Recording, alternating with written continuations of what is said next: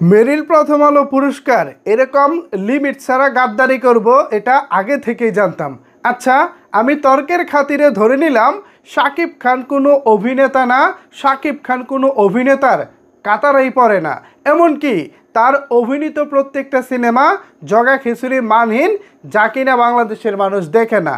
কিন্তু ভাই, ঈশ্বর এবং প্রিয়তমা এ দুটি গান তো গত বছরের মেগা হিট গান। মেরিল প্রথম আলো পুরস্কার যদি দিতেই হয়, এ দুটি গান জনপ্রিয়তা বিভাগে বলেন আর দর্শক জরিপ বলেন, যাই বলেন, এই দুই গানকে বিট করার মতো গান কি 2023 সালে হয়েছে? ধরে নিলাম শাকিব খানের প্রতি আপনাদের ব্যক্তিগত একটা আক্রোশ রয়েছে, তাকে আপনারা সিনেমার কোনো নমিনেশন দিবেন, ঠিক আছে, কিন্তু পুরস্কার দিবেন না, মানলাম এটা। কিন্তু এই গান দুইটা কি দোষ করেছে?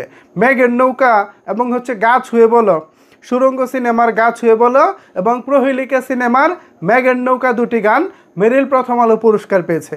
দর্শক জরিপ বা জনপ্রিয়তা বা দর্শক ভোটে যেভাবেই হোক, প্রশ্ন হচ্ছে ভাই, প্রিয়তমা ও প্রিয়তমা যে শিরোনামের গানটা ছিল, যত কথা রাখা ছিল এই বুকে জমা, তোমাকে জানিয়ে দিলাম ও প্রিয়তমা, এবং ঈশ্বর কি তোমার আমার মিলন লিখতে পারতো না, এ দুটি গানের মতো জনপ্রিয় গান 2023 সালে কেন?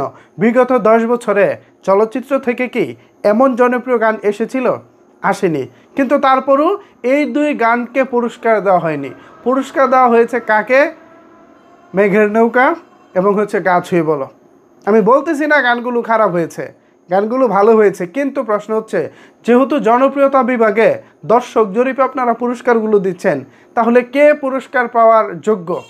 নিশ্চয়ই যে গানটা বেশি হিট হয়েছে সেটা, নিশ্চয়ই যে গানটা মানুষকে বেশি ভাবিয়েছে, বেশি কাঁদিয়েছে, যে গানটা মানুষ এখনও শোনে, সেই গানটা। তো কি বলবো আসলে, মেরিল প্রথম আলো পুরস্কারকে নিয়ে এখন অনেকে অনেক রকমের হাসি তামাশা ঠাট্টা করতেছে। শাকিব খানের প্রতিক্রিয়া জানার জন্য অবশ্য 2-3 দিন আগে প্রথম আলো থেকে শাকিব খানকে ফোন করা হয়েছিল। প্রতিক্রিয়াটা ছিল এরকম যে, শাকিব খান প্রিয়তমা সিনেমার জন্য ফাইনাল নমিনেশনটা পেয়েছিলেন। এই ফাইনাল নমিনেশন পেয়ে শাকিব খানের কেমন লাগছে, এই প্রতিক্রিয়া জানার জন্য মূলত শাকিব খানের কাছে প্রথম আলোর পক্ষ থেকে ফোন করা হয়েছিল। কিন্তু শাকিব খান এই বিষয়টিকে তিনি পাত্তাই দেননি, কোনো প্রকার কোনো প্রতিক্রিয়া জানাননি। এইটা আমাদের সাকিবিয়ানদের অনেক ভালো লেগেছিল। শেষে তারা সর্বোচ্চ চেষ্টা করেছিলেন শাকিব খানকে এই অনুষ্ঠানে নিয়ে আসার জন্য, কিন্তু শাকিব খান এই অনুষ্ঠানে যুক্ত হননি। এইটাও আমি মনে করি ভালো একটা কাজ হয়েছে। আমি বিগত 10-15 বছরে সিনেমার গান যদি হিসেব করতে যাই, সর্বশেষ কোন গানটা ম্যাসিভ সাড়া ফেলেছিল আপনাদের মনে আছে? সর্বশেষ হাওয়া সিনেমার সাদা সাদা কালা কালা গানটি, আমি যদি ভুল না করে থাকি, এই গানটি ম্যাসিভ আকারে হিট করেছিল বিগত 10 বছরে।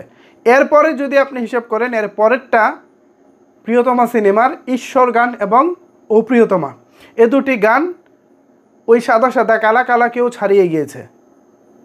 যেহেতু গত 10 বছরের হিস্টোরিটা বলতেছি, এ কারণে সাদা সাদা কালা কালার নামটা এখানে এসেছে। তো যে গানগুলো গত 12 বছরে ম্যাসিভ হিট করেছে, সেই গানগুলোকে আপনারা পুরস্কার দিলেন না।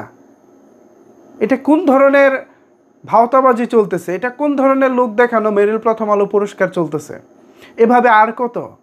আমি ধরে নিলাম শাকিব খানকে আপনাদের ভালো লাগে না, অথবা শাকিব খান কোনো অভিনেতার কাতারে পড়ে না, তার সিনেমা ভালো না, আচ্ছা মানলাম। যদিও দিন শেষে তার সিনেমাই ইন্ডাস্ট্রি হিট করে, তার সিনেমাই সর্বোচ্চ ব্যবসা করে, আমি ধরে নিলাম তার সিনেমা ভালো না, কিন্তু গানগুলো কি ছিল রে ভাই? গানগুলো তো পুরস্কার পাওয়ার যোগ্যতা ছিল। শাকিব খান প্রিয়তমা সিনেমায় বৃদ্ধ লোকে যে অভিনয়টা করেছেন, সেই অভিনেতার জন্য মেরিল প্রথম আলোর মতো পুরস্কার 100টা ডিজার্ভ করেন। সেই জায়গা থেকে তার সিনেমাকে নমিনেশন ফাইনাল পর্বে দেওয়া হয়েছে, কিন্তু তাকে কোনো পুরস্কার দেওয়া হয়নি। মানলাম তার সাথে একটা ব্যক্তিগত কোনো একটা আছে, ঝামেলা আছে, কিন্তু বালাম, কুনাল, প্রিন্স মাহমুদ ঈশ্বর গানের জন্য তারা কি করেছে? নাকি তারা ওই আপনার যে নিজস্ব প্ল্যাটফর্ম রয়েছে চরকি, সেই চরকির কোনো ছবি প্রিয়তমা ছিল না বলে এটা করেছেন? সুরঙ্গ সিনেমা চরকির বলে কি সব কিছু চরকিকেই দিতে হবে?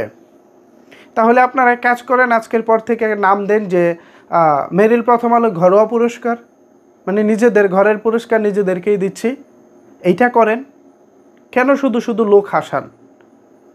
প্রাপ্য সম্মানটুকু যদি দেশসেরা সুপারস্টারকে দিতে না পারেন, প্রাপ্য সম্মানটুকু যদি দেশসেরা সুপারস্টারের সিনেমার গানের শিল্পীদেরকে দিতে না পারেন, তাহলে এই অনুষ্ঠান কিসের অনুষ্ঠান? কেন করেন এই অনুষ্ঠান? ওই ঘরোয়াভাবে যারা আপনাদের পাটা চাটতে পারে তাদের জন্য?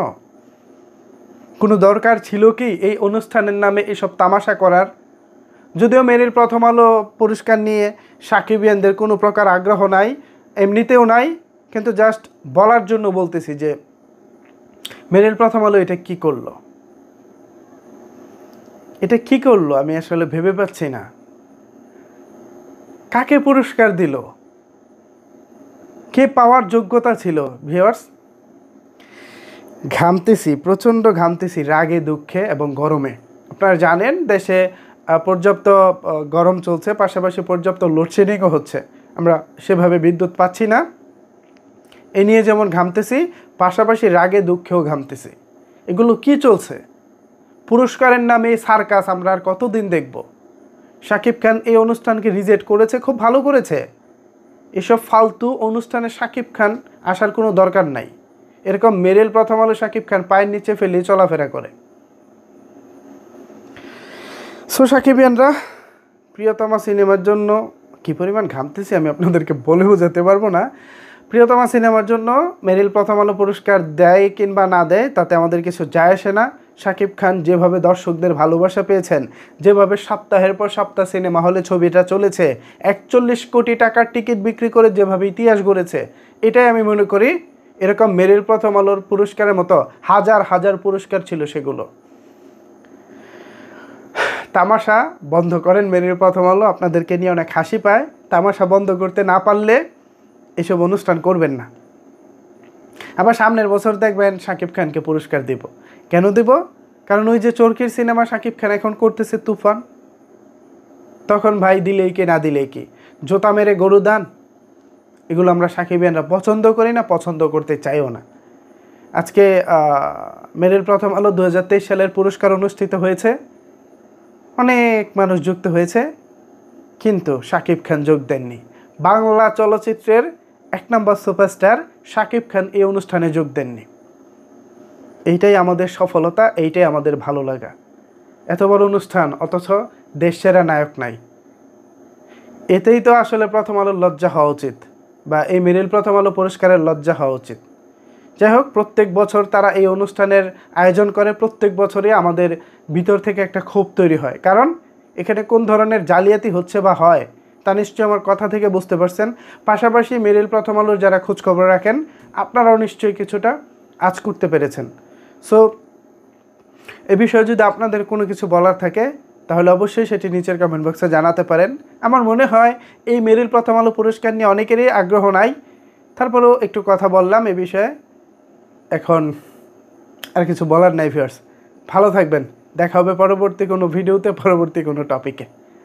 আল্লাহ হাফেজ।